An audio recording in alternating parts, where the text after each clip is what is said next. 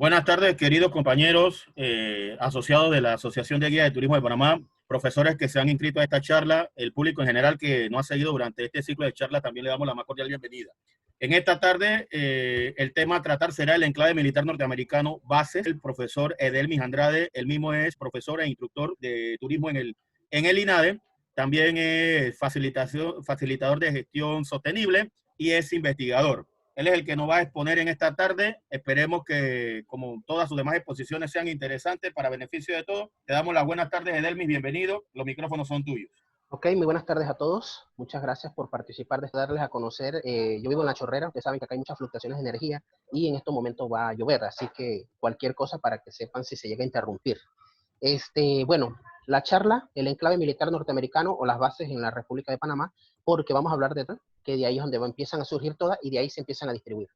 Esta charla va en honor a un grupo que, aunque muchos lo rechazan, pero dieron un gran aporte a nuestro país, que fueron los Sonians. Las fotografías que voy a utilizar, muchos han sido tomadas por ellos, fueron puestas a la vista del público y para que ustedes puedan conocer un poco más de qué era lo que había aquí en nuestro país, en la zona.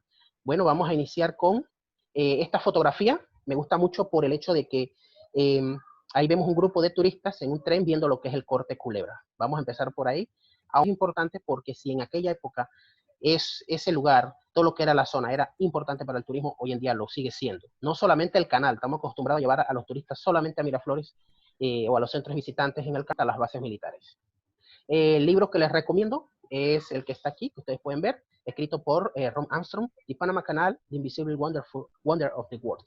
Es el que les recomiendo. Y bueno, las bases militares en la República de Panamá comienzan con el Tratado Jabuno Varila, que fue Varila en representación supuestamente del gobierno panameño, negocia con John Milton High y se firma un tratado en el cual se le dan 5 millas a ambos lados de la franja canalera para administración norteamericana. Que empezaron a salir los cruceros auxiliares, por ejemplo el crucero auxiliar Dixie, que sale de Estados Unidos, de Filadelfia, con el primer grupo de hombres, de soldados a la zona, para protección porque se tenía represalia de que los colombianos quisieran nuevamente retomar las imágenes que se publicó en la época, donde tenemos a Theodore Roosevelt haciendo el canal.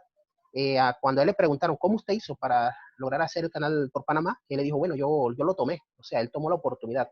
Se le presentó por medio de un FAMA y él quería recuperar su inversión y negoció solamente para recuperar su dinero. Entonces, aquí está haciendo mención de que, bueno, llegan los primeros barcos con soldados a la zona y estos soldados se empiezan a dividir. Aquí vemos el campo, Empire Camp, es una mala traducción de Empire en español, pero bueno, se escribió así y así ha estado en la historia. Los primeros soldados llegan aquí, se establecen. Esta fotografía no es de 1904 ni de 1903, es mucho después, 1909, establecidas, y vemos aquí una condecoración que se le está dando por Goethel a los soldados que en esa época pues, habían participado de una práctica de tiro, de un concurso, perdón. Esta fotografía, aquí podemos ver la estación de trenes. Dato curioso de lo que podemos ver en esta fotografía es que este tren que está aquí es de vapor. Entonces, ¿de dónde se sacaba el carbón para alimentar todos esos trenes?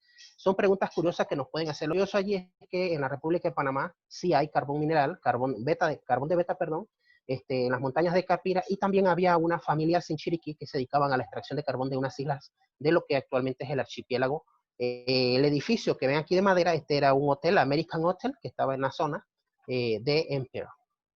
El otro grupo se establece en este lugar que se llamó Bass y House Obispo, se llamaba Obispo por el río que había en la zona, y allí se establece por uno de los primeros soldados que llegó a la zona, generales, que se dedicó a lo que fue la construcción de las primeras viviendas para los militares. Este soldado peleó en Francia, entonces, bueno, al morir se le cambia el nombre. En este lugar se establece lo que es la primera brigada provincial. Forma este grupo de soldados, uniendo varios grupos, como el segundo regimiento de marines, y otros, llegando a un total de 1.100 hombres. Esto trajo mucho en época. Los pueblos que habían quedado establecidos por los franceses no habían sido sacados. Ellos seguían viviendo allí, las personas, los negros, los afroantillanos, los que habían venido de Medio Oriente, habían personas que habían venido de Sudamérica, ellos estaban allí viviendo, y entonces ellos podían vender sus productos a estos soldados. Aquí en 1907, esta es una fotografía de la época, vemos más o menos cómo eran las barracas de los soldados, y aquí una formación. Nuevamente vemos otra fotografía. En esta zona, según algunos relatos de algunas personas que eh, en varios lugares se han encontrado como que las aceras eran hechas por botellas de barro. O sea, cuando una botella de barro, un vaso, quedaba vacío, ya no servía, lo colocaban boca abajo y esto lo utilizaba. La foto dice 1906, la foto que está a la mano izquierda, y vemos ahí que dice Usmarin, y eso son botellas. Acá nuevamente vemos la banda de música, parte de la banda de música de los soldados, en Campo Elliot. Este otro campo se llama uno de los regimientos, y ahí podemos ver algunas tiendas de los soldados para pasar la noche. Esta es una foto que tiene que ver con la foto anterior de Campo Otis. Este era un pueblo que estaba allí. Hay un lugar allí que se le llamaba La Cascada, que es esta que está aquí. Aquí estaba la estación de trenes. En este lugar era donde se guardaban los trenes en la noche para lo que era mantenimiento, limpieza y demás. Y este era parte de ese campo. Aquí vemos lo que era el cementerio y para las tropas. Aquí nuevamente vemos otra fotografía, pero esta habla de que en ese lugar estaba el tercer batallón. Ahí vemos las barracas de los soldados, ahí vemos algunas unidades. Todos campos fueron bajo el fondo de Campotis, dándole el saludo militar al ruido. Aquí vemos un poquito más de lo que era Campo Otis y vemos el Canal de Panamá. Este grupo que vemos aquí de soldados está desfilando en lo que es en conmemoración de, ellos tienen el Día de los Caídos en Estados Unidos, y aquí caminaban marchando caminaban hasta una parte, hasta más o menos lo que era el área de Albrook, y de ahí comenzaban a marchar, y esto está en lo que es la cercanía del Hotel Tivoli, y ahí vemos las tropas marchando, dirigiéndose hacia lo que era el casco antiguo, en nuestra capital en aquella época. Incluso visitaban el Cerro Ancón. La fotografía que ustedes ven a la mano derecha es Square Hits, y aquí vemos algunas tumbas, vemos los soldados, y al fondo vemos lo que es la cantera de Ancón. Cuando nosotros cruzamos el Puente de las Américas y vamos de regreso a la ciudad, vemos que al Cerro Ancón se ve una parte de piedra allí a lo lejos, entonces no sabemos qué es. Bueno, ahí había una cantera donde se sacaba la piedra para lo que era la construcción de las esclusas del canal y otros trabajos que habían. Entonces, este cementerio luego tiene que ser removido, complejo de edificios que hay allí, donde está el edificio de la Administración del Canal de Panamá. Aquí vemos el campo de Paraíso. Ahí estaba la Quinta Infantería de los Estados Unidos, que se estableció allí en 1939. Pero hay que tener en cuenta de que allí este campo fue construido por los franceses, y se decían que eso era el paraíso, por eso le pusieron ese nombre. Y empiezan a construir un conjunto de edificios de vivienda, pero en 1939 llega el ejército de los Estados Unidos y se establece allí para lo que era defensa del Canal de Panamá, un conjunto de edificios que era para la protección del canal. Y poco a poco, después de la Segunda Guerra Mundial, ellos van saliendo de la zona y se va transformando entonces en un área residencial, ya con escuela y todo lo demás. Esta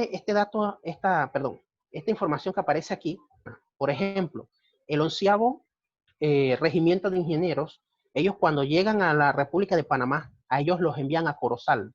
Y de igual manera, el 12º de caballería, ellos son llevados a Corozal. Anteriormente ellos, cuando llegan, se topan con que se estaban llegando más militares, pero el 11º regimiento tiene que abandonar la zona, y todos los caballos que ellos tenían les son dejados. Perdón, el grupo 12º tiene que abandonar el canal, de la zona del canal del 11 Regimiento de Ingenieros, y estos caballos son utilizados para unos juegos de polo que se hacían en un lugar que ahorita lo vamos a ver, que era la forma de diversión. Siempre que hablamos de bases militares también hay que ver qué actividades se hacían para recrearse en el lugar. Aquí vemos entonces a la mano izquierda de ingenieros. Este grupo fue el que se encargó de la construcción de las carreteras, puentes, todo lo que fue el desagüe de la zona del canal. Ellos fueron los que hicieron todo lo que está de Gamboa, pavimentada y demás. Y entonces el otro grupo 12º, ahí lo vemos que estaba practicando en un lugar cerca de Corozal, se cree que es Chivo Chivo, y ahí estaban practicando con las ametralladoras. Aquí vemos entonces el grupo de ingenieros de la 11ª, que eran conocidos como The Jungle Cats, o los gatos de la jungla, en una obra ya tras vías de acceso a la zona. Ellos estaban en Corozal, pero En Paraíso existía era un hospital para las personas que habían trabajado en el canal, eran llevadas a Ancón, donde estaba el hospital principal, que es el que vemos a la mano izquierda, eran llevados allí, se le hacían una serie de exámenes para saber si ellos podían aguantar, eh, las descargas eléctricas, porque era parte y si era posible, se llevaban a Corozal para hacerle el tratamiento. Entonces, ahí mismo en Corozal, tenemos un cementerio que se estableció en 1904. Muchos de los que están aquí, este, muchos de los que están allí están, un momento.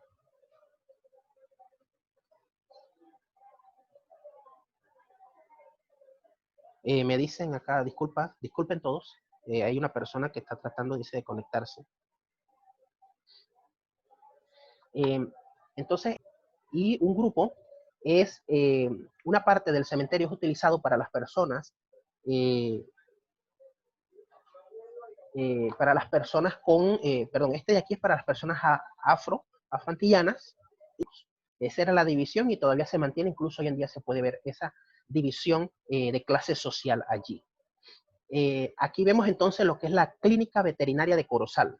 La clínica veterinaria de Corozal, que me responda para saber si estoy utilizando correctamente la herramienta. ¿Aló? ¿Rafael? ¿Me escuchan todos?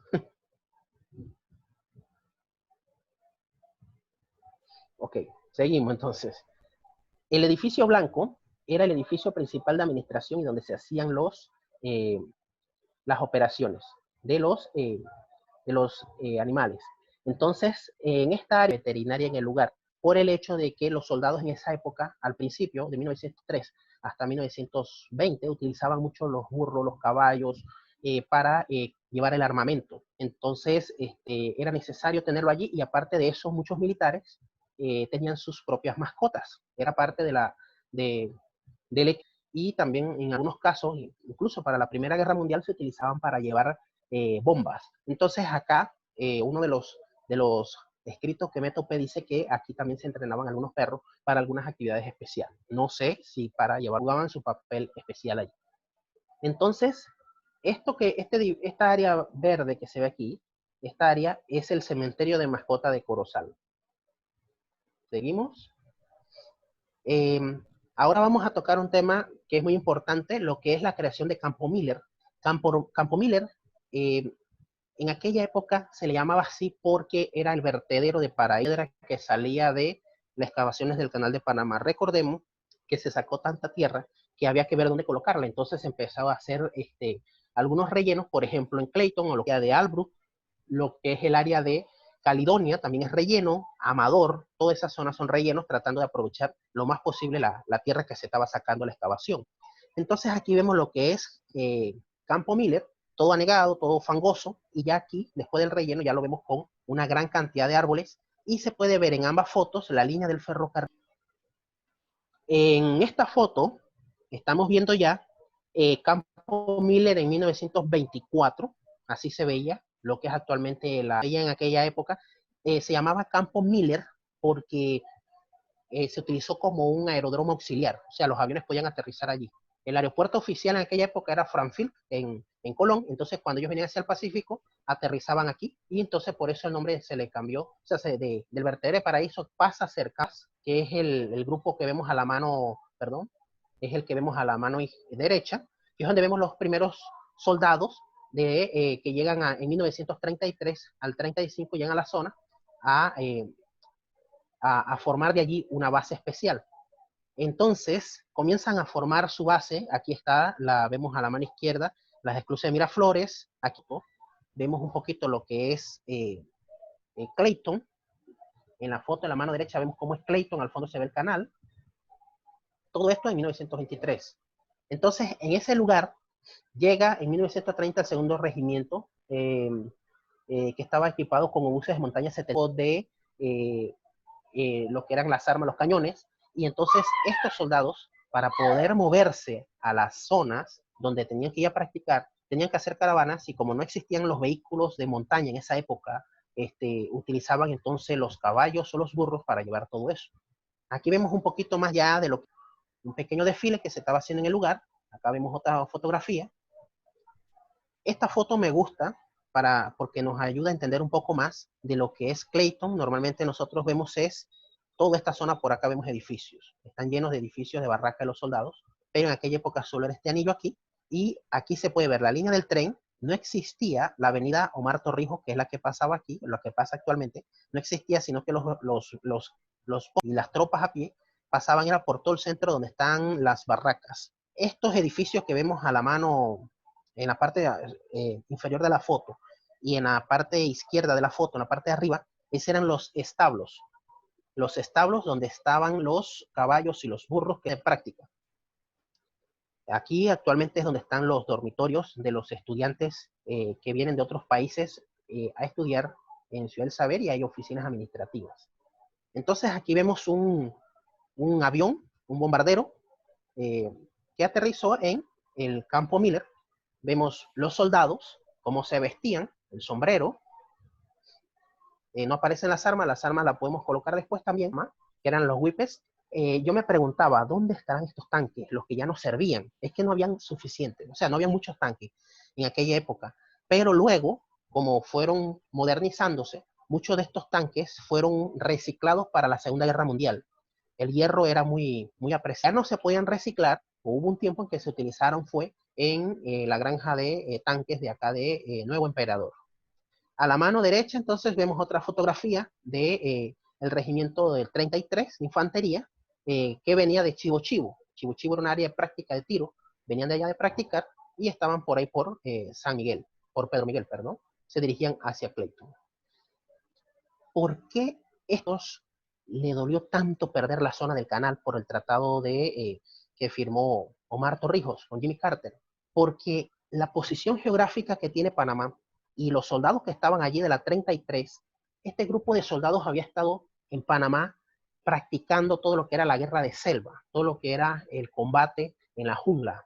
Y estos ya tenían un entrenamiento mucho más avanzado que otros soldados, entonces se les hacía más fácil movilizarlos para problemas que existieran en otras partes en la Segunda Guerra Mundial, cuando Hitler ataca a Holanda. La reina de Holanda se refugia en Trinidad y Tobago, y entonces los Estados Unidos en esa isla, para esa época, la Segunda Guerra Mundial, tenía un convenio, un acuerdo de bases para los barcos, los destructores, y entonces decide enviar a la 33 ya para protección de la reina y para protección de la base. Entonces aquí vemos a un soldado viendo el horario de que tenía que desayunar, almorzar, los postres o algo adicional y la cena. Entonces aquí vemos el mapa donde está la República de Panamá y vemos dónde está Trinidad y Tobago. Es en la parte izquierda de la fotografía abajo, vemos de color amarillo a Trinidad y Tobago, y ellos se establecen allí para proteger a la reina, para proteger la base de la Segunda Guerra Mundial, y hacia la esquina, que no aparece aquí, está un país que se llama Surinam. Entonces, en ese país hay minas de bauxita, y la bauxita era muy buscada, o era un mineral muy buscado por el ejército de los Estados Unidos para crear partes para aviones y tanques, para todo lo que era el equipo de guerra. Entonces, con esta base o ese país, perdón, esas minas, no cayeran en manos enemigas. Otra de las importancias estratégicas de esta base es que aquí donde está Martinica, en aquella época se creía que Martinica estaba apoyando a los alemanes en la Segunda Guerra Mundial. Entonces, en este lugar se estaba planeando una invasión a Martinica, desde de lejos o a favor de los países de acá que pertenecía a Estados Unidos. Entonces, ese grupo se estaba preparando en Panamá para invadir Martinica, solo que el presidente decide dar a la luz pública de que estaba a favor de los Estados Unidos, y es un alivio, y aparte de eso, ese grupo que estaba en Panamá preparándose para asaltar Martinica, desistiera. Entonces, en la foto superior a la arriba, ustedes ven el uniforme. Esta foto me gusta porque yo como ustedes saben, yo no soy de acá de la ciudad, yo soy del interior. Yo vine por primera vez en el año 2001 a la ciudad de Panamá. O sea, ya no marchaban con el uniforme verde camuflaje y marchaban con el uniforme caqui. Y yo me preguntaba, pero ¿cómo es que los soldados utilizan el uniforme caqui? ¿Qué significado tiene? Bueno, es que la 33 Infantería, el grupo 33, se estableció en Panamá y fue para los Estados Unidos un grupo muy fuerte, muy simpático. La primera infantería que se crea fuera de los Estados Unidos, que participa de intervenciones internacionales sin sin pisar el país, o sea, sin regresar a los Estados Unidos. Entonces, para ellos significaba mucho ese regimiento y en especial la base de Clayton. Aquí vemos otra fotografía de otros de los pueblos que habían sido queridos. Se llamaba Red Tank o Tanque Rojo, porque como ustedes ven en la fotografía, a la mano derecha, perdón, al fondo se ven lo que es el área de Paraíso, se ve las esclusas de Miraflores y vemos donde pasaba la línea del tren. Entonces, vemos allí entre los árboles que están las viviendas y había un tanque rojo allí. Entonces, el lugar recibe el nombre de Red Tank por ese tanque, viviendas de Red Tank. Este grupo de viviendas desapareció, no existe, pero existen muchas fotografías del lugar. No sé si ustedes habían visto fotografías así anteriormente.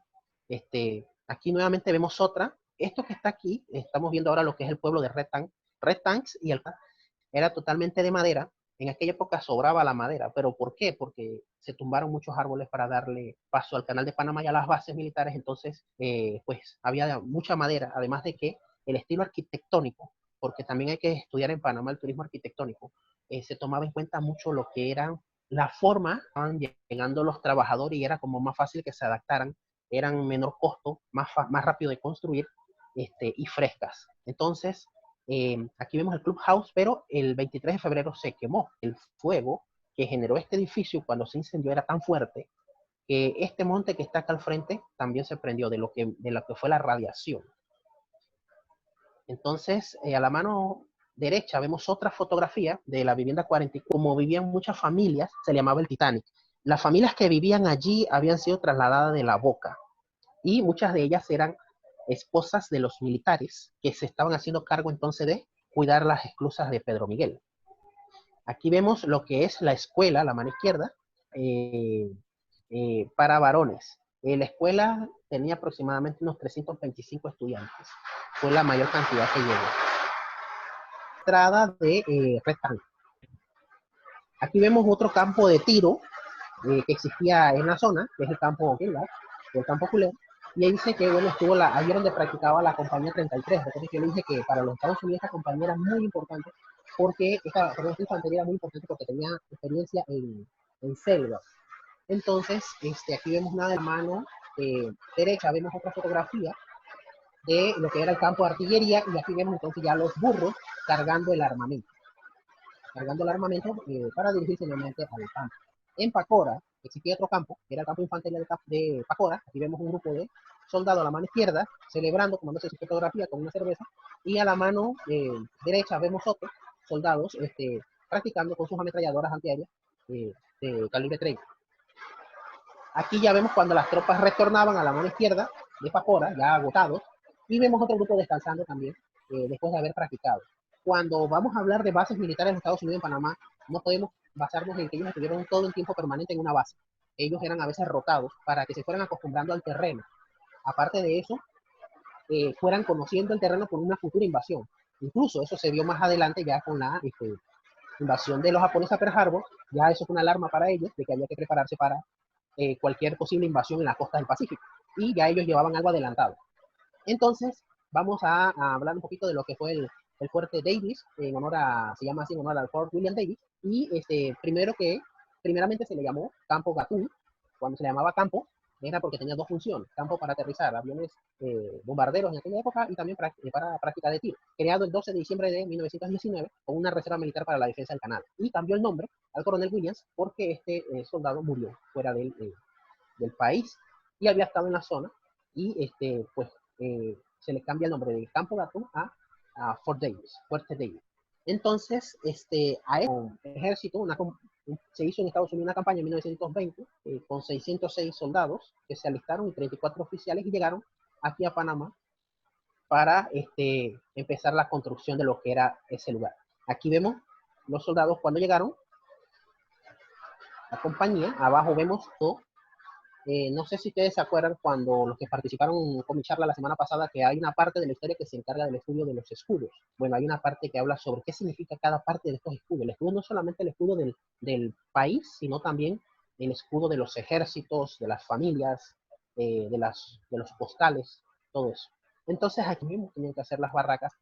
Las tropas tenían que ser los asistentes o los trabajadores de la compañía de ingenieros.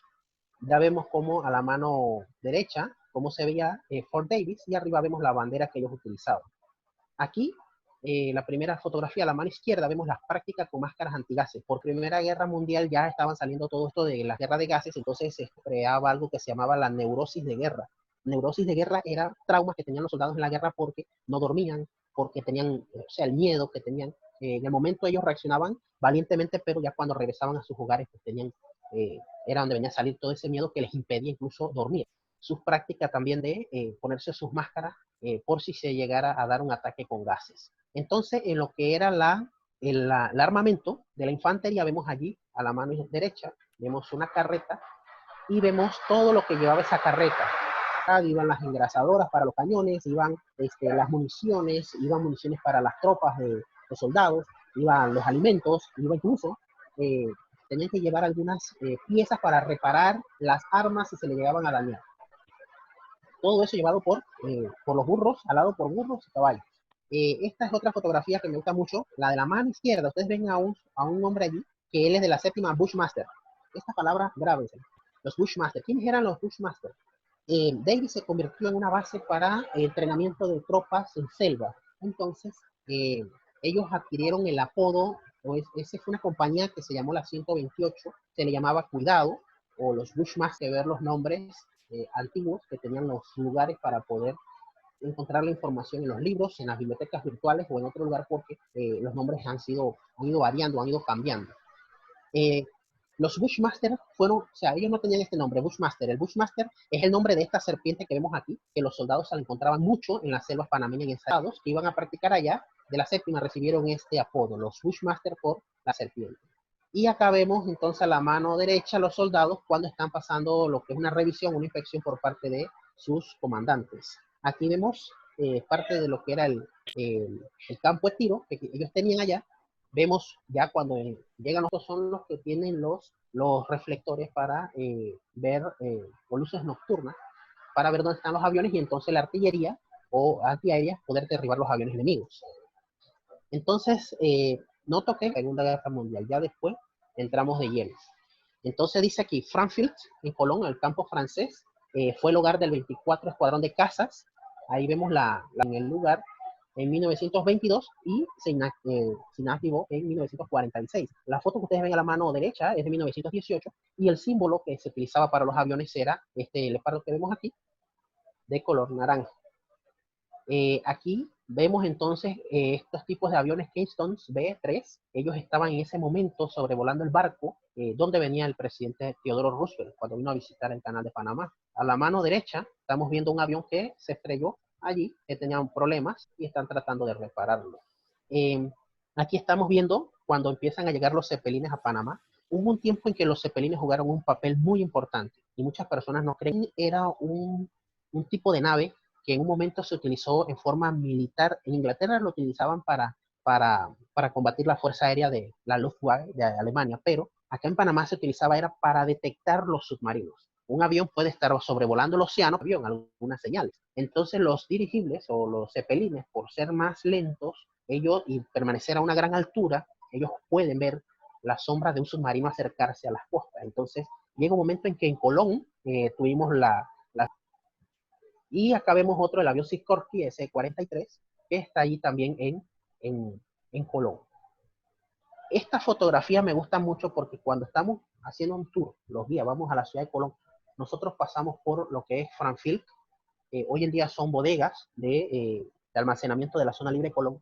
Y eso es lo que le decimos al turista, pero ves que año se inauguró o qué hecho histórico se dio allí que tiene que ver con historias de otros países. Nuestra historia, Panamá, por ser un punto céntrico, está amarrado con la historia de todos los países. En este lugar, en Frankfield, llegó Lindbergh. Aquí vemos la fotografía cuando él llega a Panamá con su esposa Ana y aterriza allí. Ese es un hecho histórico. Él había hecho y después de eso empezó a hacer una gira a nivel de América y llega a Panamá, a Frankfield. No sé si ustedes han escuchado que acá en la ciudad de Panamá tenemos un lugar que se llama Campo Lindbergh. En aquella época Panamá no tenía aeropuerto, entonces ahí fue donde aterrizó él y por eso se conoce así, Campo Lindbergh. Más perdido que el hijo de Lindbergh. Él adquirió tanta fama que una persona se metió a su casa y le robó al hijo que estaba recién nacido, lo secuestró para pedirle una millonada Y ellos pasaron mucho tiempo buscando a su hijo y después las investigaciones dan a relucir que en una escalera cuando iba bajando se le cayó el niño y se les nucó. Entonces, ¿él qué hizo? Lo enterró ahí mismo cerca de la casa. Entonces, la familia Lindbergh no sabía dónde estaban, entonces lo buscaron por todos lados y no sabían. Por eso de ahí viene el dicho de que tú andas más perdido que el hijo de Lindbergh, pero no sabemos a qué se dando ahí mismo en la casa enterrado. Ahí vemos otro tipo de aviones que fueron utilizados en lo que es la zona de Frankfield, que era el aeropuerto principal encargado del océano, de lo que era el mar Caribe, de la protección del canal. Aquí vemos otro tipo de aviones, los que son los famosos campanas, los P-38. Aquí vemos entonces lo que es la estación naval de Cocosolo. La estación naval de Cocosolo la vamos a ver a más profundidad porque tiene que ver con los submarinos y todo lo demás. Por eso le decía a Rafael que vamos a tener que hacer otra charla porque la historia de lo que era la estación militar o las bases militares de los Estados Unidos en nuestro país era algo muy grande. Son más de 130 sitios de defensa entre Panamá y Colón, pero también hay en otras provincias. Entonces necesitamos más tiempo para poder hablar sobre todo esto.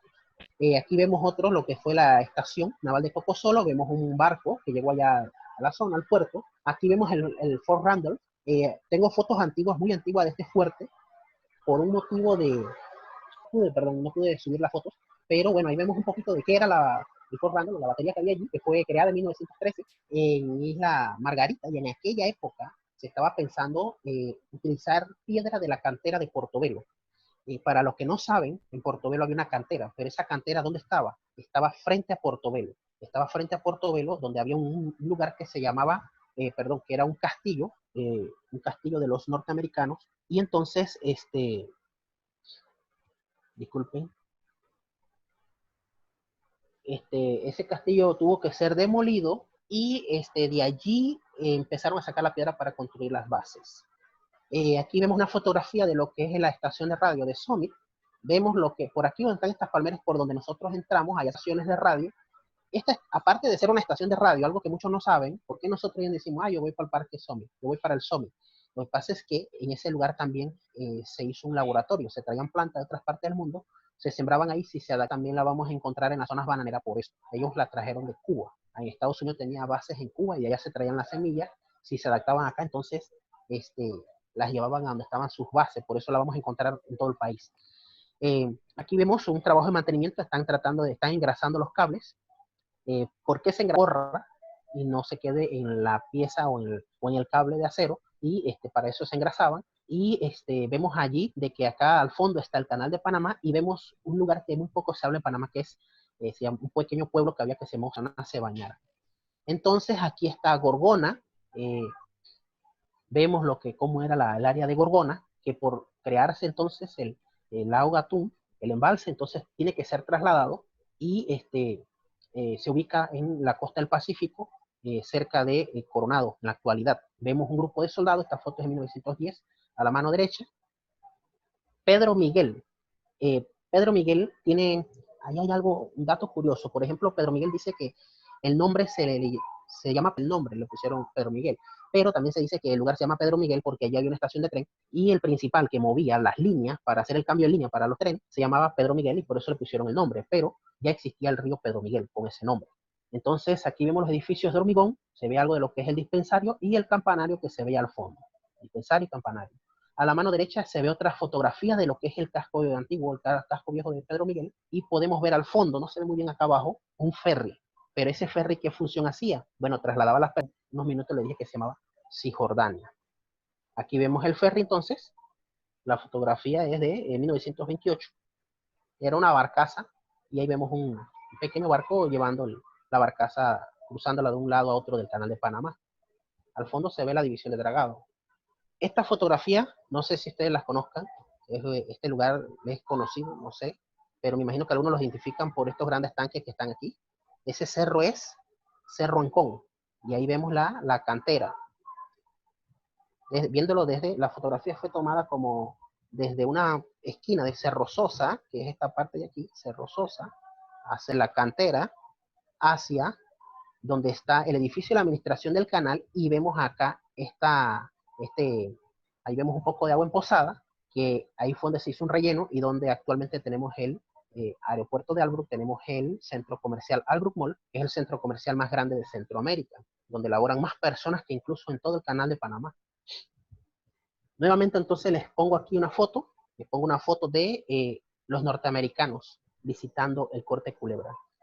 Dice la historia que el primer tour operador que estuvo o que hubo en Panamá fue el mismo doctor Gorgas. Vendía, o sea, durante la semana él vendía un paquete a los doctores y a la gente de la clase media y rica de la época, y a los soldados que iban llegando a la zona del canal, y les decía, visite las gargantas del infierno. Y era un tour que se hacía a caballo por lo que era la zona del canal. Una parte se hacía en tren, otra a caballo, y eso incluía también visitar Panamá Viejo. Aquí vemos que había como un pequeño camino, las personas que deseaban bajar lo podían hacer, camino rústico. Vemos otro grupo, algunos incluso portan Biblias. Aquí vemos un señor, puede ser una Biblia, puede ser también una, no sé si usaban agenda en la época, desconozco el, el año en que se hizo la foto, en que se tomó la foto, y desconozco también quiénes eran ellos, o sea, si eran de alguna iglesia o algo. Entonces vamos con otro sitio de defensa que fue creado en Panamá, donde habían tropas. Este es Madden Field. Madden Field es lo que es actualmente la calzada larga. Este es el aeródromo, fue construido para defender la represa, la presa 4, o el comando de combatientes de la 24ª de escuadrón de cacería. Ahí vemos este tipo de avión, pero hay que tener en cuenta de que ellos eran trasladados. A veces se mandaban para Río Hato, a veces estaban en Campo Chorrera, que ahorita vamos a ver un poquito de lo que era el Campo Chorrera, y también estaban en Franfil, o sea, eran trasladados para práctica. Hay un libro que trata sobre lo que fue la vida de los pilotos, que dice que ellos se movían dentro de todo lo que era Ahí vemos nuevamente parte de los aviones que se utilizaron en Madden Field.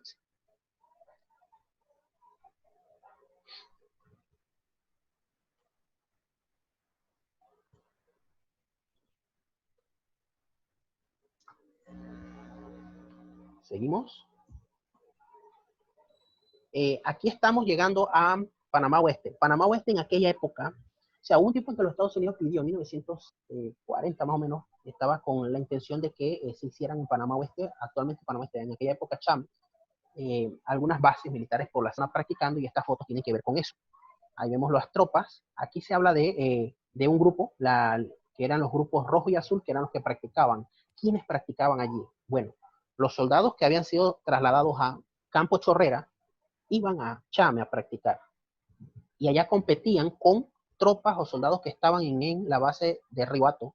Y entonces una era la compañía azul, la otra la compañía roja, y tenían que hacer este juego de guerra en los campos. Aquí vemos entonces a la compañía 33 de infantería, que es la misma que está en Clayton, haciendo práctica en el río Chame, y lo vemos cruzando. Aquí vemos un par de soldados cruzando el río. Ahí vemos otro grupo descansando porque la carretera no existía. Era a Chame, a pie, y regresar. Entonces, en el camino hacían varias estaciones de descanso. Entonces, ahí vemos entonces ya lo que es el campo de ametralladoras de tiro de Chame. Aquí vemos unos soldados con la ametralladora. Y acá vemos, este es un código, perdón, es una marca de agua de seguridad de la foto. Aquí vemos los soldados en lo que es la vía principal de Chame, y ahí vemos los soldados ocultos en lo que son las prácticas. En Chame habían dos, pero el otro lo voy a tocar más adelante porque estaba campo de infantería de Chame 1 y estaba Chame 2. Perdón, estaba el Chame 1 que era el aeropuerto y Chame 2 que era para práctica de tiro. Vamos entonces a entrar al campo, al Chorrera Infantry Camp, o el campo de infantería de la Chorrera. Ahí vemos nuevamente la palabra Bushmaster. Estas eran las estampillas que existían. Acá vemos el logo, perdón, el parche que usaba la compañía 33 y también la compañía 158. Ahí vemos los Arizona Bushmaster. Al principio, el parche que ellos utilizaban era con un machete, sin la serpiente, porque el machete iba a ser su arma principal para ingresar a la jungla. Entonces se fueron topando con esta cantidad de serpientes, entonces de ahí viene la palabra Bushmaster, que es la palabra que le pusieron por la serpiente, y le incluyen en el parche entonces la serpiente dándole vuelta al machete. Entonces, ¿en qué había en Chorrera? Bueno, y estaban divididos por colores. Estos parches que ven abajo con la serpiente, eso tenían diferentes colores. Entonces, naranja era la encargada de lo que es crear los fortines, de los que hacer las vías de acceso, los puentes, el cableado para lo que es comunicaciones. Entonces, aparte de hacer los aeropuertos, el rojo era la artillería, o los ingenieros de artillería que tenían que ver con lo que era seleccionar el campo, tener una idea de dónde habían caído municiones que estaban sin detonar, para prevenir a los soldados. Entonces, en esas mismas zonas era donde practicaban los soldados antiminas. Se dedicaban a identificar, eran médicos. Entonces, arriba le puse una foto de cómo era más o menos Chorrera para la época de 1920. Me dice un señor que conozco que en Chorrera se hizo un desfile militar. Habían cerca de 10.000 soldados y ellos hicieron un desfile militar y existe un video. Entonces yo he estado detrás de ese video porque siempre que hablamos del distrito de La Chorrera, pero ahí nunca ha habido un ejército. Y que ese ejército tuvo su participación a nivel mundial en un evento. Entonces, sí me interesa ese video y no lo hemos podido conseguir. Bueno, ahí vemos cómo era el distrito de La Chorrera. Para aquella época vemos en la parte de abajo parte de lo que eran los soldados caminando. Dice allí que estaban retornando de una batalla a Chorrera, de Chorrera, a La Chorrera. Puede ser que hayan estado en Chame y estaban retornando. En Chorrera pues no tenemos muy pocos vestigios de que hubo una base militar porque las casas eran carpas, eran de lona. Ahí vemos descansando en el suelo. Aquí vemos uno de los juegos que ellos hacían en el campo. Ellos lo que hacían era que soltaban un cerdo y tenían que perseguir el cerdo y tratar de atraparlo. Esto que se ve aquí es solo una huella que dejó la grapa de la foto. Pero ahí al fondo se ven todas las toldas de La Chorrera. El profesor me dice que el campo de La Chorrera se ubicó en un lugar que le llamaban Las Cruces. Y se le llamó así porque en el tiempo de 1940 para atrás era un poco difícil que una persona que se quitara la vida fuera enterrada en un cementerio público. Ellos eran enterrados por separado. Entonces, había muchas cruces y ahí fue donde se comenzó a hacer el campo Chorrera, y eso es cercano a lo que está actualmente el colegio El IPTC, el Instituto Profesional y Técnico de La Chorrera. Por eso hay algunas viviendas en el lugar donde en la parte, o sea, cuando usted entra, tienen un sótano, que aquí en Panamá no es común que hicieron su casa encima del búnker y el búnker lo utilizan como bodega o para otras cosas. También existe en el área del Progreso, número 1, por donde está el Hospital Nicolás Solano. También tenemos algunos búnker, La Mitra, Playa Leona. Aquí vemos nuevamente el grupo 33 descansando en Campo Chorrera. Aquí vemos los soldados haciendo competencia de fuerza. Este es la 158 compañía, la compañía 158 haciendo práctica de mortero en el Museo de La Chorrera. Para los que no sepan, en el distrito de La Chorrera tenemos, después de pandemia pueden visitarnos, ahí usted va a encontrar algunos morteros que habían sido encontrados en el distrito, en el área de Puerto Caimito, cercanos a Puerto Caimito, donde está lo que es el área de Manglares del Progreso. Ahí vemos más tropas en la zona, obstáculo que habían en el distrito. Aquí ya comenzamos lo que es el sistema operativo que existía en esa época. Aquí vemos lo que eran los encargados de radio. Aquí el soldado tenía que estar escuchando en la máquina para entregarle la nota al comandante y quedar un registro de que se había recibido la llamada.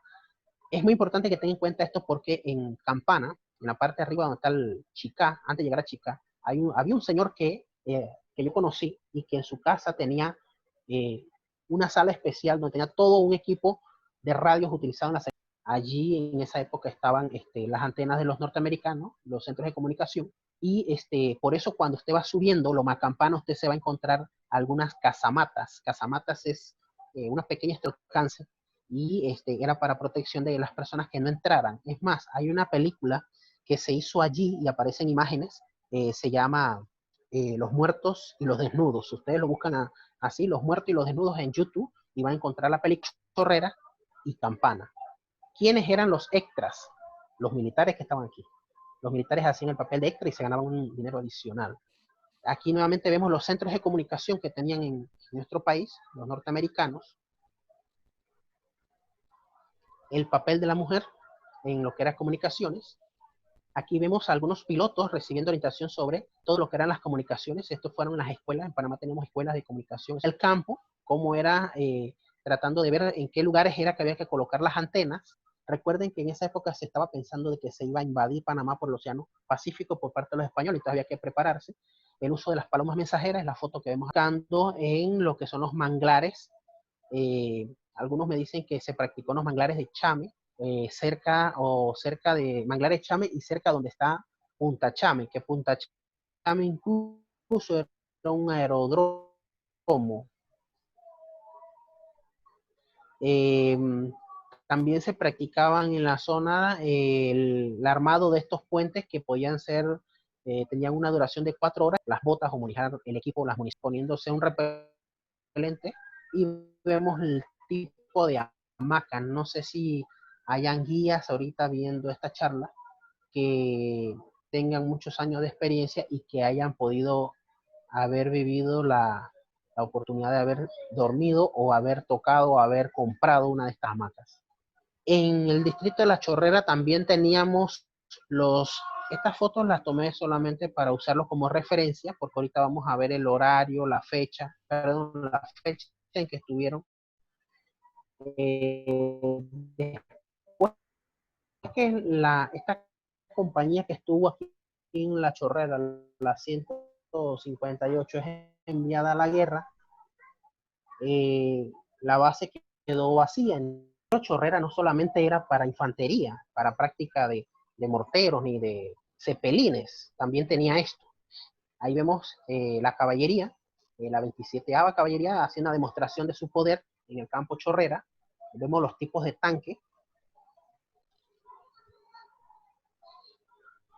Ahí vemos nuevamente a los soldados abasteciendo. Vemos las tropas haciendo recorrido de campo. Todas estas fotos son originales. Aquí lo único que hay que separar de la foto no son mías tampoco. La historia le pertenece al país. Así que el verdadero dueño fue el que le tomó las fotos. Pero bueno, le pertenecen al país, le pertenecen a los Estados Unidos, le pertenecen a los sonios, le pertenecen a todo el que le guste la historia de nuestro país. Aquí vemos otra demostración de tanques. Ahí es cuando ellos son embarcados.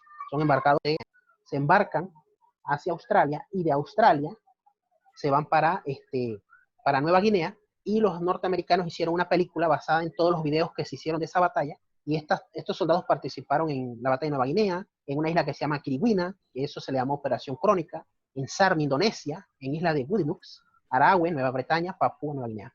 Esta compañía dentro de los Estados Unidos ha recibido condecoraciones. Se desconocían muchos datos de ellos. También en el distrito de La Chorrera se estuvo practicando estos que fueron los señuelos para la Segunda Guerra Mundial. La idea o la intención era que el avión enemigo diera una gran cantidad de tropas o de tanques y aviones y dejara caer sus bombas allí. Eso, ¿para qué? Mientras que ellos atacaban esa zona, las tropas avanzaban. De, eh, Utilizando la misma técnica utilizando el helio, se inflaban como globos, pero en forma de aviones, por ejemplo, el que vemos a la mano. Ahí vemos, estos son los señuelos. En Inglaterra se hizo lo mismo. Y aquí viene entonces lo que era la vida en el área de campo, donde se les enseñó a hacer hornos de barro rústicos, para que ellos en el campo, o sea, al ejército se le hacía muy difícil estar mandando el pan hecho, se dañaba. Entonces, los cocineros tenían la tarea de armar la comida para poder alimentar si iban a comer pan o algo, o cualquier otro tipo de comida asada.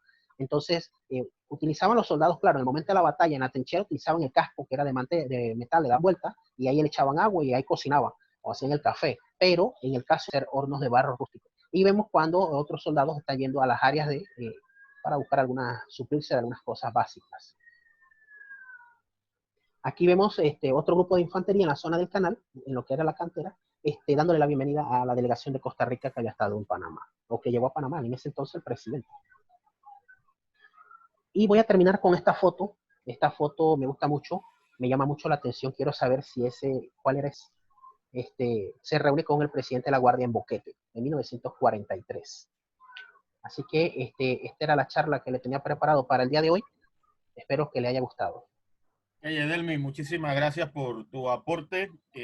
Hay comentarios, hay preguntas. Pregunta la compañera Maylin Samaniego. ¿Cuántos miembros tiene un regimiento y en especial el 33? Bueno, aquí cuando ellos estuvieron en Panamá, se calculaba en 1000 hombres la cantidad, pero esa cantidad variaba mucho porque ellos eran movidos, incluso como eran los soldados que tenían más experiencia, y allí se sacaban grupos y se le incluían a otros grupos que estaban iniciando su formación. Entonces se bajaba la cantidad. Ahorita mismo no le podría decir la 33 que de proveer conocimientos a otros batallones y eran cambiados a veces. Ok, excelente. Bueno, aunque Ali puede reforzar Sí, la correcto. respuesta, Si alguien más un conoce, comentario, sí, ya te digo. El compañero Rey Sidney hizo un comentario hace poco, ya te lo leo. Bien, él manifiesta, no se envían compañías al campo de batalla, se envían batallones. Una compañía solamente tiene un aproximado de 30 hombres, mientras que un batallón tiene 600. Así que excelente aporte de Rey para ampliar a la respuesta que estaba solicitando la compañía. Hace un comentario, un aporte, que todavía el árbol de Cuipo está en el área de la entrada de Rectam. Pregunta la compañera Gertie, ¿qué era el Battle de Pacora? Si tienes conocimiento, ¿qué era el Battle o la batalla de Pacora? bueno, hasta donde yo tengo conocimiento, o sea, entre ellos mismos hacían práctica, y entonces a eso le llamaban la batalla de Pacora. Eran invitados a la zona porque eran terrenos desconocidos. Incluso luego nacen, porque son en esos mismos lugares es donde van haciendo lo que es la joya 1, la joya 2 y la joya 3, que fueron convertidos en aeródromos. Eran los lugares donde ellos practicaban. Entonces, igual con Chame, que estaba el equipo rojo y el azul, eran las zonas de práctica o eran los equipos. Entonces, cuando le decían, vamos a tipo de misiones, habían como competencia entre las compañías y los ejércitos que habían acá. Pregunta a la compañera Eunice Ritter, en total, ¿cuántas bases militares tenía los Estados Unidos en Panamá? En la Segunda Guerra Mundial, ellos hablaban de 130 sitios de defensa. Por eso la otra parte la vamos a dar después por Puerto Armuelles. En Progreso, que había otro, allá en Puerto Armuelles, en Barú, había otra base. En David, Potrerillo, Volcán. También estaban acá en el área de Veraguas, en Coiba. Entonces, ellos para la Segunda Guerra Mundial hicieron muchos lugares. Entonces, esas en el momento se utilizaron para defensa. Luego, como bases ya firmes, son las que encontramos acá en el Canal de Panamá, que era la zona principal. Bien, manifiestan que Rey Sidney, Eduardo de Mera y Mauricio Arrocha que excelente labor con la recopilación de las imágenes y fotografías. Pregunta el compañero Elixeo Jackson, ¿cuándo los Estados Unidos comenzó a usar los cepelines? ¿Antes o después de Lo la Segunda usaban Guerra antes. Mundial? Antes de la Segunda Guerra Mundial se utilizaron los zeppelines. En guerra, o sea, estamos hablando a nivel mundial, se utilizaban mucho antes. Pregunta Olga Muñoz, el aproximado de soldados acantonados en Panamá por parte de los Estados Unidos. ¿En qué momento? O sea, la charla yo la estaba basando desde 1903 hasta casi antes de la Segunda Guerra Mundial. 30 en adelante es la siguiente que voy a dar, porque eran demasiados sitios de defensa. Incluso me hicieron falta, en las de hoy me hicieron falta las de Colón. Entonces, como son muchas bases, y como me había dicho, bueno, era una hora, yo bueno, me preparé para una hora, pero eran muchos sitios. Entonces, ¿en qué momento? O sea, si era para la segunda aquí, descansaban, iban a los campos de práctica, porque la jungla panameña se prestaba para la guerra del Pacífico. Entonces, ellos llegaban, practicaban un mes y se retiraban. Entonces no hubo un tiempo en que ellos se quedaran permanentes. O sea, variaba mucho la cantidad para esa época. Además, allí es que uno de los grandes beneficios que tuvieron los panameños es que para aquella época ese movimiento de tropa generaba ingresos económicos. Todo lo que se producían en todas esas bases que hubieron a nivel nacional, o sea, ellos eran los que los consumían. Y aparte de que en su hora libre salían y compartían con la Bien, población. preguntan, ¿podría explicar qué función tenía el búnker de Quarry High en el Cerro Ancón? Bueno, ese se hizo fue más como eh, lo último que se sabe, o que yo sé de eso, fue que fue una base de espionaje de los Estados Unidos, parte de la CIA, de la inteligencia americana. Está todo llena de túneles y incluso tengo un video y unas fotos que se hicieron de allí grabando el cuartel. Ese lugar, como fue utilizado para la CIA, por eso es que no ha sido abierto al público, como las otras bases, pero en especiales ahí dentro todavía quedan algunas cosas que pertenecían a ese tiempo y no se ha permitido algo. Creo que fue el presidente Ricardo Martinelli el que habló un momento que había estado pensando muchas oposiciones.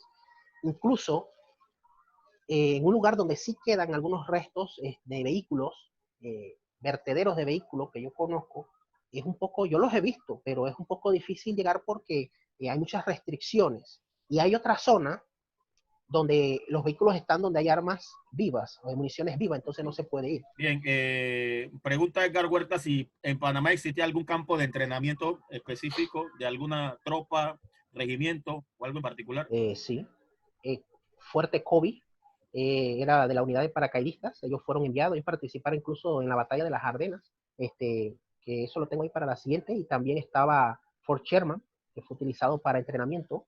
Kobe, salieron unidades especiales de paracaidismo para caer detrás de las líneas enemigas y destruir las líneas de abastecimiento o hacer más lento que le llegaran las municiones a los soldados o que ellos se pudieran retirar de la zona. Entonces ellos fueron entrenados aquí y de aquí participaron en la Segunda Guerra Mundial, participaron también en lo que fue la Guerra de Granada, participaron en otras guerras del Golfo Pérsico. Bien, pregunta Luis Felipe Ramos, ¿sabe qué promedio tenía un soldado acantonado en Panamá? ¿Qué tiempo, más o menos? Bueno, ese ahí sí no lo manejo. Estaba empezando a leer, yo no me especializo o sea, me encanta la investigación y poco a poco yo he ido adquiriendo la información. Yo no soy historiador tampoco. Yo soy especialista en turismo. Yo me enviaron un libro virtual que habla sobre todo lo que tenía que cumplir un soldado que quería venir o estar en las bases norteamericanas. O sea, si un soldado estaba en Estados Unidos y decía, yo quiero ir para Panamá o me gustaría estar en Panamá, tenías que cumplir una serie de requisitos. Y de igual manera el personal civil. Entonces, entre ese reglamento, nada más llevo como 10 páginas leídas, ¿no? Así que no le podría dar respuesta a la pregunta. Manifiesta el compañero Sidney que los dirigibles se utilizaban para invadir mediante paracaídas. Era otro de los elementos para usar. Él pregunta que dónde saca usted la información respecto a Martinica, ya que la misma fue ocupada por las naves francesas lideradas por Charles de Gaulle, jefe de la resistencia francesa. Hace muchos años, yo cuando tenía 18 años quería ser militar.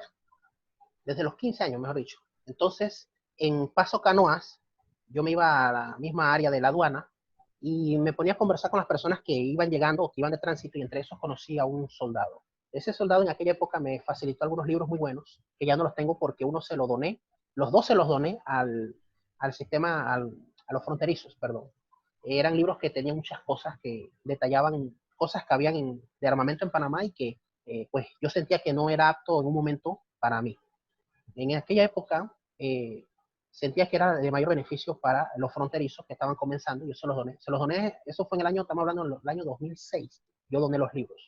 Y esas que le estoy dando fue un proyecto que yo hice con la intención de que en Panamá se creara un museo de la vida militar de Panamá, desde antes de la llegada de los españoles hasta la actualidad de aquella época, que fue en el año 2009.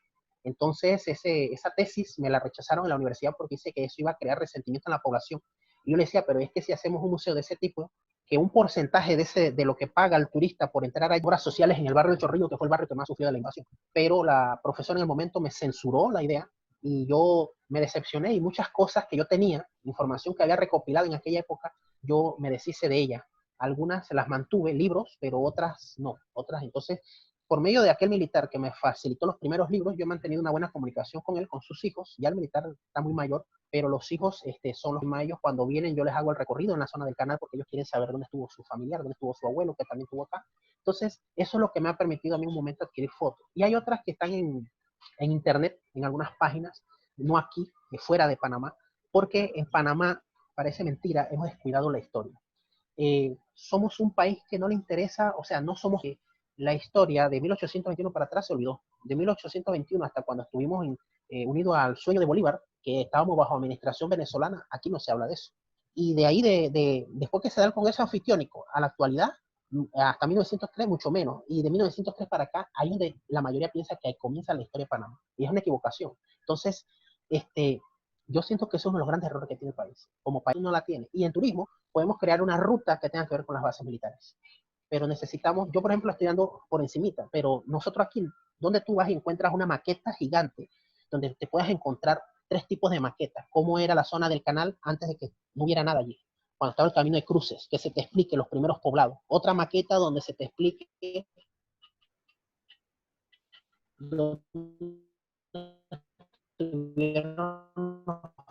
primeros poblados antes de que se hiciera el agua, y otra donde estaban las bases militares. No lo hay, a nadie le interesa o no conocen su historia. Entonces, ¿cómo van a hacer un sitio turístico? ¿Cómo van a crear algo si no saben de dónde van a sacar la idea? Civil en ese sector. Y así sucesivamente en otros elementos que vemos, edificaciones tipo búnker, y no conocemos realmente cuáles fueron las funciones que tuvieron ellos durante su funcionamiento en la antigua zona ocupada por los Estados Unidos. Eso es lo que es militar. Ya tocamos un tema el jueves pasado con la militarización panameña. Esto puede ser un complemento, así que nos queda investigar más y conocer un poquito más la historia de los pueblos perdidos, que muchos de ellos a lo mejor existieron sitios de defensa. Entonces, ese es el aporte que deja esta charla. Agradecido con ustedes por la Cámara Nacional de Turismo de Panamá, que es uno de los auspiciadores, al igual que la Autoridad de Turismo de Panamá. En nombre del profesor Edelmi, le damos las gracias a ustedes por estar presentes en esta tarde. Creo que conocimiento bastante amplio de elementos e informaciones que existen en la franja canalera. Y estén pendientes a las redes sociales para el ciclo de charlas que tendremos en esta semana. Tendremos charlas el jueves con el tema de guías de montaña, y tenemos charlas el viernes con José Anel Zugatti con los reptiles y anfibios de Panamá. Estoy cuadrando una para el miércoles, por eso no me atrevo a decir el título todavía, pero estén pendientes a las redes sociales para que sigan con el ciclo de charla. Y el próximo domingo tendremos charla con el colega Jaumaris Portner, que nos va a hablar sobre lo que es la vida económica y financiera de Panamá antes como en este momento de pandemia. Así que es un tema interesante para todo guía de turismo, para saber lo que son los números de la economía local. Así que les deseo muy buenas tardes a todos y que sigan pasando un excelente fin de semana. Saludos. Gracias a todos.